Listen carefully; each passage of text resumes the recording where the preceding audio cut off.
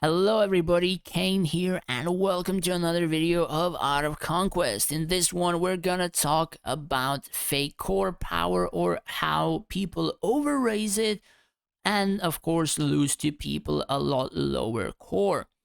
So this is my second take on this video. I have a cold, I was coughing too much, so I kind of thought about redoing it. So it's gonna be probably a little bit quicker than my other one. So right off the bat, majority of the first tab of this, a lot of people can overraise a ton of fake core power, mainly because of the failure of the person and not because like they just overraise the feature too much. And by that I mean we can just start from the very top. So heroes, how can you raise fake core power? So you can only place a limited amount of heroes on the field, right? And for example, I am not playing human, like I'm playing Lich. I don't really need Avalon at the very high level. Doesn't benefit me that much. Vega, I don't even use level 40. Gan, I don't even use level 40. Some races, of course, can use it. Be aware of that. Cleo, I will reset to level 40. Grimm's level 40. Gavga reset to level 40. Jax 40, Mako for events, Yip I will level to 50 for events. Like you see the difference of heroes I'm using, which can be 50, and heroes I'm not using, which are level 40 or so.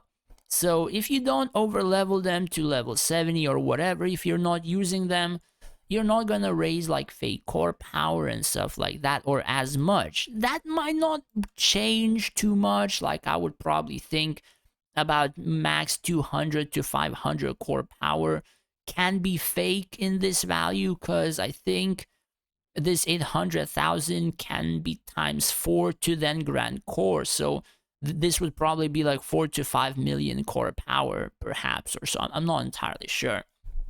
Then we have Dragon. Dragon doesn't provide fake core power. Majority of its buffs are actually pretty friggin' neat and effective. I'm not sure about the 40 Awakens, but I think everything else is actually pretty friggin' effective. Hero Mastery, all of the buffs effective. If you connect Hero Masteries properly, incredibly effective. Reliquary, incredibly effective. I don't even think I need to explain this. Like, there are a ton of buffs in here that can actually help you out, like Repose or this percent healing. Like these abilities, extremely useful. And we're not even talking about the buffs to army and heroes or stats or a ton of other stuff in terms of this. All of them incredibly useful.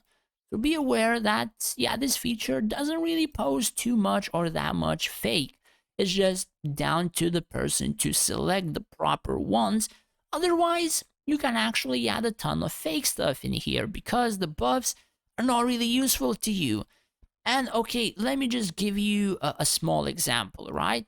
So it gives me like 2000 current power. So if I would pick this, right, the hero magic damage dealt to physical, but my main DPS is magic DPS, pretty much a ton of power from this feature is already lost because I didn't select the right circle that would buff my main stuff better. For example, the stalkers, the poison damage is the most damage that they do. So if I would go for physical, yes, they would still increase in damage, but then again, if the poison is the highest damage on them, from what we have noticed multiple times in multiple replays, then of course we're losing a bit more damage. You can see what I'm doing right here, you know? We're losing stuff if we're not selecting proper things. And that is not only this feature.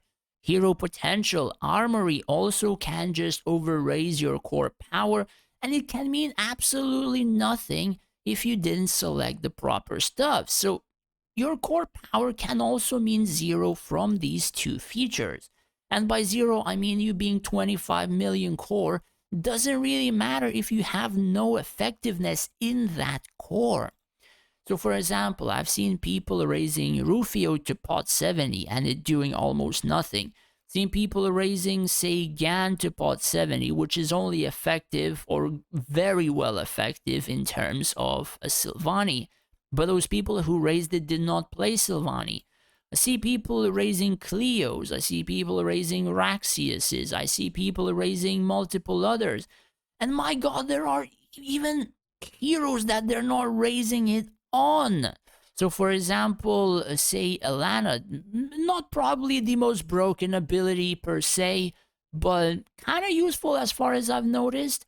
Then we have Teadrin. They don't even have pot 50 on Teadrin. It's like 50% plus of the people. And I'm like, my god, are you even reading the abilities?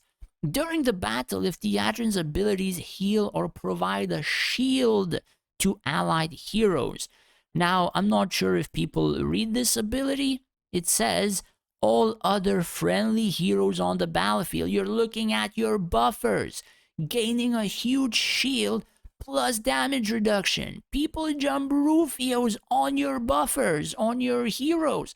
They get reduced, or rather, they get damage reduction bonus. Rufio does nothing, abilities does nothing, your heroes tank more and can void a ton of high DPS damages to the point that those heroes take no damage from the other heroes or stuff. And that is the thing that could actually win you literally 10 seconds of heroes not dying. And there are plenty of good circles, good potentials, and people just raise random stuff, and then the lower core actually has this good stuff and is able to beat higher cores. And and like that high core then says, well, why the hell this low core beat me? I have more stuff. And that person doesn't even have good stuff. And that's the thing. Same thing goes for Armory. I see a ton of people, and I mean a ton of people, having very, very bad stuff in here. So the main thing to raise in here is resistances. Resistances for heroes, resistances for army, resistances for dragon. I see people raising attack and attack speed for heroes, attack speed and HP for army. Everything else except for resistances for dragon, which is insane.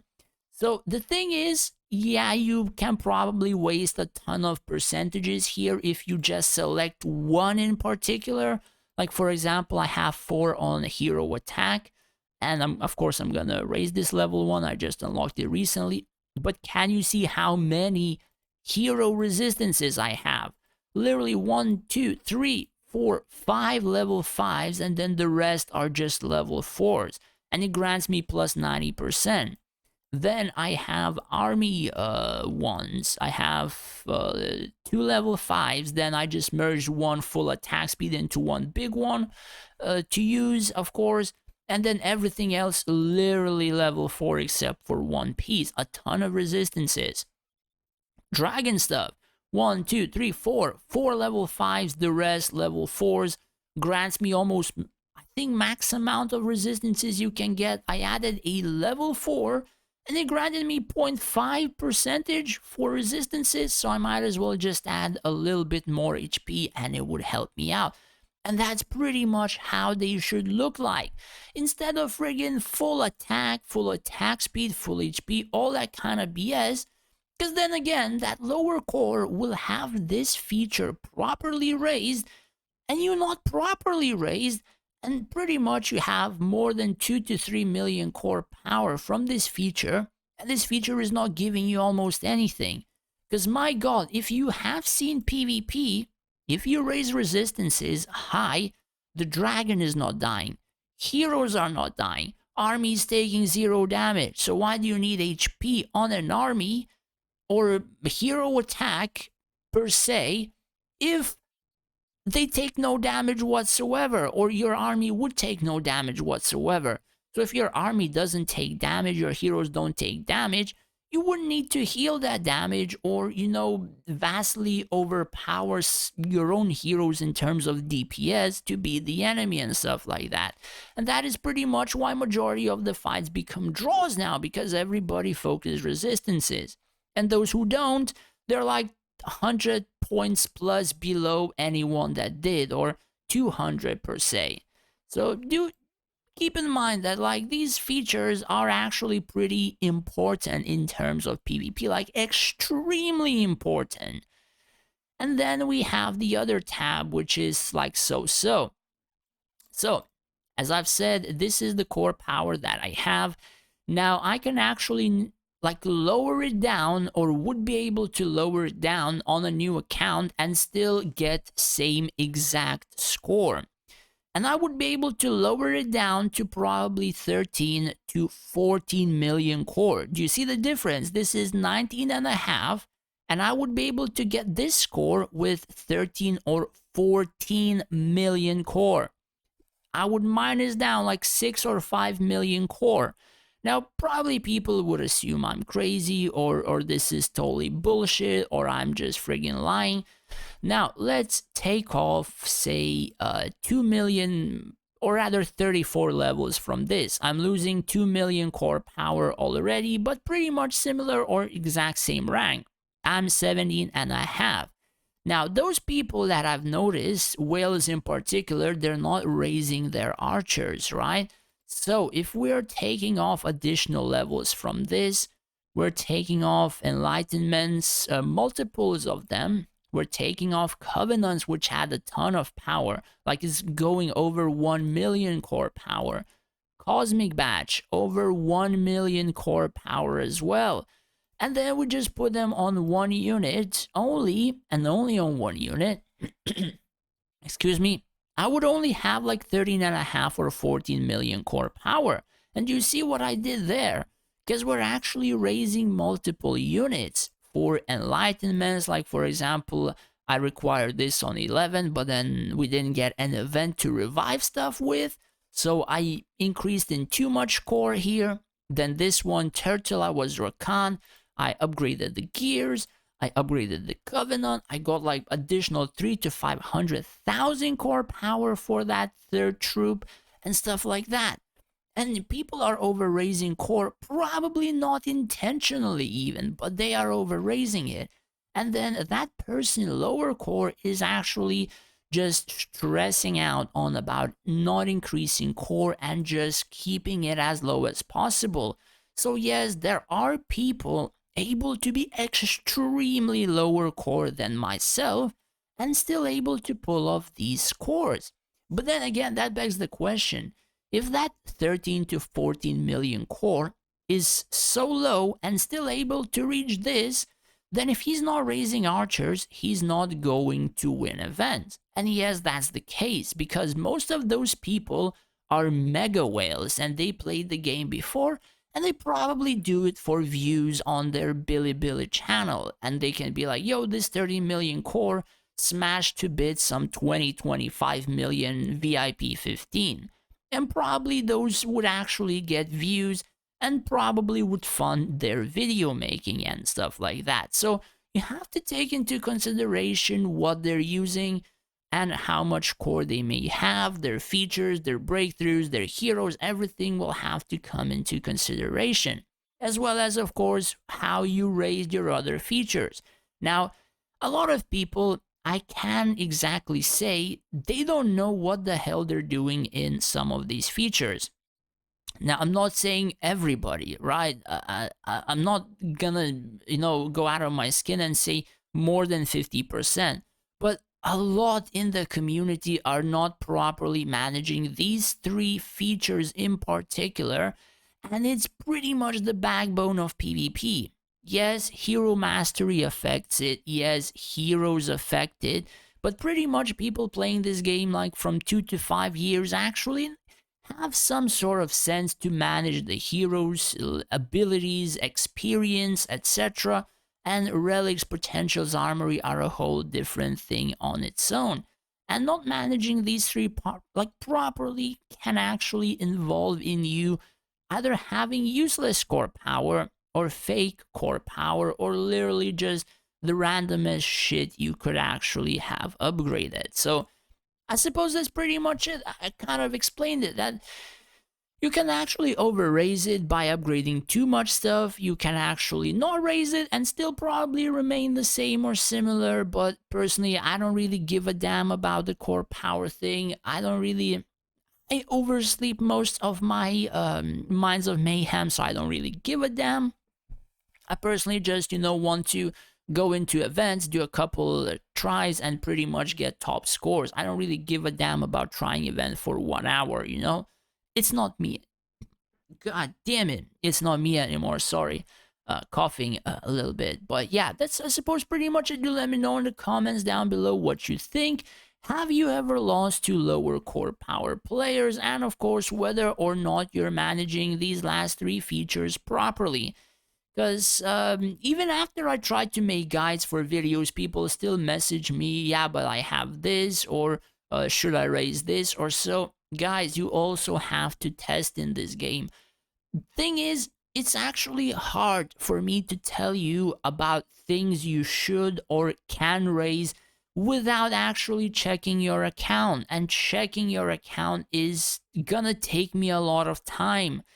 The thing is, like, for example, if you would ask me, but hey, can I use this hero or this hero mastery on my gladiator?